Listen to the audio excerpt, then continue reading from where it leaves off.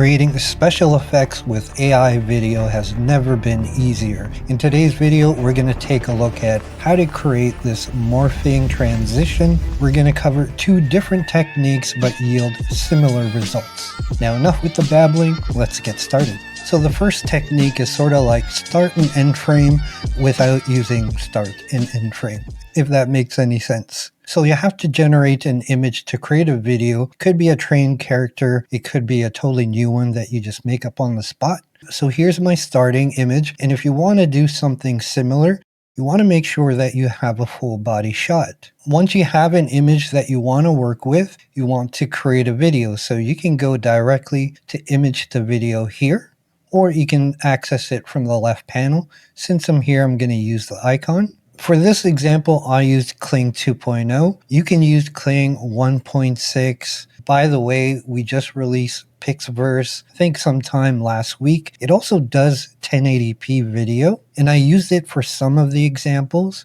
but it's up to you which video model you want to use. And throughout this whole exercise, this prompt is going to be the basis of all our other prompts, okay? If we take a look at the first part of the prompt, we see we've identified the subject and her action. So a woman quickly walks towards the camera. Her expression is serious. And that first part where you see it kind of look like Venom Carnage with the tendrils, that's what I prompted here. Now that I look at it, it says as the dress morphs. That was actually from the other example. It should say as the tactical suit morphs, but you get my point. Into a symbiotic costume that mimics a Venom outfit that has moving tendrils. And then we have the camera movement, and this is important because we want her to remain full body for most of the shot. So we have the camera pushes out, tracking her forward movement. The footage is cinematic. In terms of creativity level, I tend to leave it at 0.5, or I might put it up to 0.6. And in terms of negative prompts, I typically use these ones all the time. Low quality artifacts, warp, blurry, horror. You don't necessarily need to put them in there, but you might as well if it'll give you a slight nudge at better quality. And here's the result of that prompt, and you see the tendrils pop out. It's got more of a reddish color to mimic Carnage over Venom, but I kind of like the way it looked. And now the trick is getting the end frame to use for the next clip. So I'm going to show you a quick little hack where we can do this pretty easily. I want to introduce Final Frame to you. Basically, it's an extractor that takes your last 3 or 4 frames of the video, and all you have to do is click this button here where it says choose video. You want to select the video that you just generated, and then it's going to go ahead and process. Now, once it's done, it's going to output 4 of the last frames from your video. Typically, you want this one here. So all you have to do is right click on Save Image As, and then save it in a folder where you can recall it later. I would encourage you to download all of them just in case. And this is the easiest way to do it for free. You don't have to sign up to the website. This is a little workaround.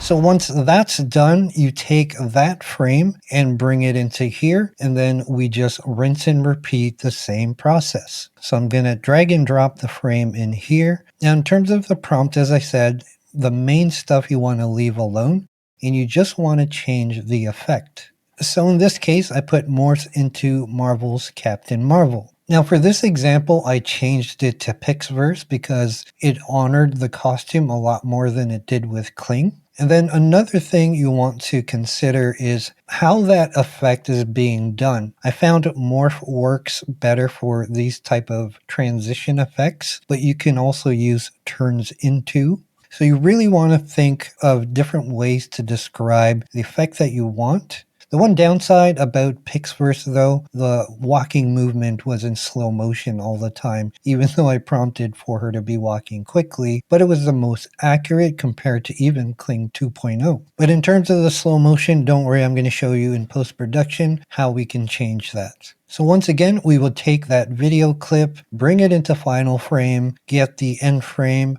rinse and repeat, as you see the next clip here of her turning into sort of the dark phoenix. Not exactly, but I thought it looked pretty cool. And then we would put it all together in post-production. Now, before we move on to post-production, I do want to show you the second technique where we can utilize start and end frame using composition reference. Now, if you recall the second example, this is the image that I started with and turned the dress into flames. And I do want to point out this is a trained character to keep the consistent face. But if you look at the left panel here, you'll see if you're using trained characters, you still have some image guidance options. We're going to open up composition reference and basically you just drag the image into this area here, or you can upload it or get it from your history. Regarding the prompt, I left it pretty simple, but I used the auto enhance feature to give it a bit more detail. And don't worry, all the prompts that I'm going through today, I'm going to leave on a Google Doc so that you can see everything I did for prompting images and the videos.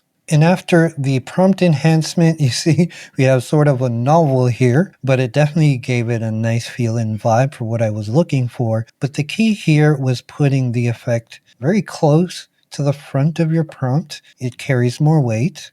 And to get that effect, this was the most important part. Her dress ablaze with vibrant flames that flicker and dance around her figure. Now, in terms of the settings for composition reference, I found that 0.65 was pretty decent. You might want to go as low as 0.5 if you don't want it to change too much. But if you go any higher than this, I find that it's gonna sway too much away from the original, which is not what you want to do. As always, you'll have to experiment. And this is the result of that prompt. And now what we're going to do is utilize both images as a start and end frame.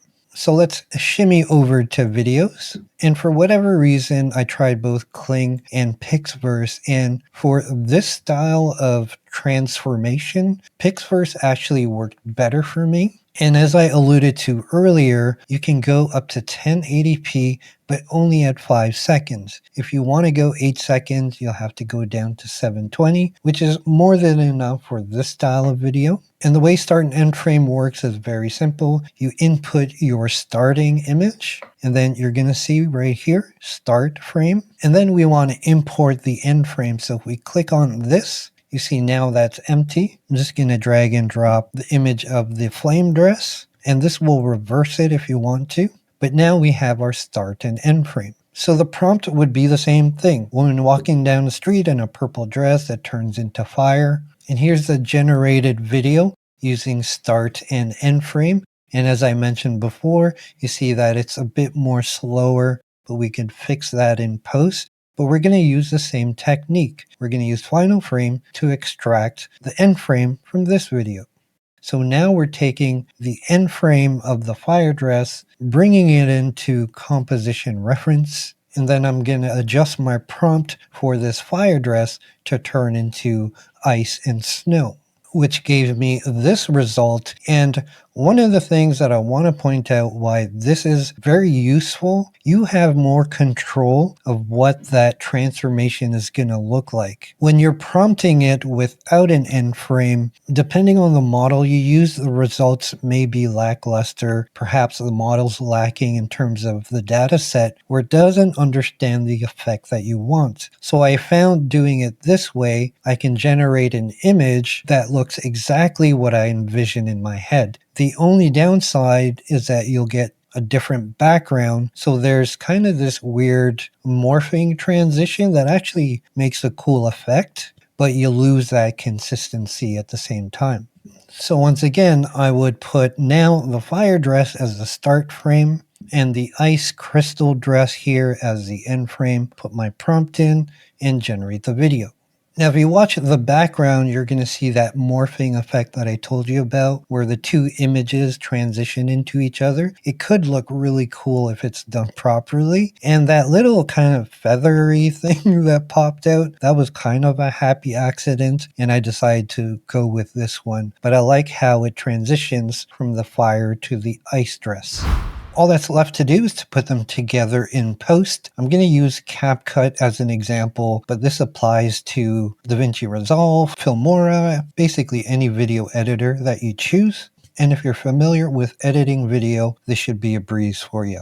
You want to bring your media into this area here. Most video editors have a media place, or you could click on import to bring them in. You can also just directly put them on the timeline and it'll automatically populate that area. This area here is called your timeline. This is where you organize your clips and do the cutting and trimming and things like that. And this line here is your playhead. If you drag that around, you can look at your footage, scrub along, and look at certain parts of the footage, right? One function you might want to be aware of is this one. If you click the plus button there, it zooms in on the timeline. So you see the timeline getting bigger. If we click on the minus, it's going to decrease. Similarly, you can hold Control and scroll with your mouse and you get the same effect. Or if you hold Alt and scroll, it moves the timeline from left to right. So I'm going to zoom into the clip here.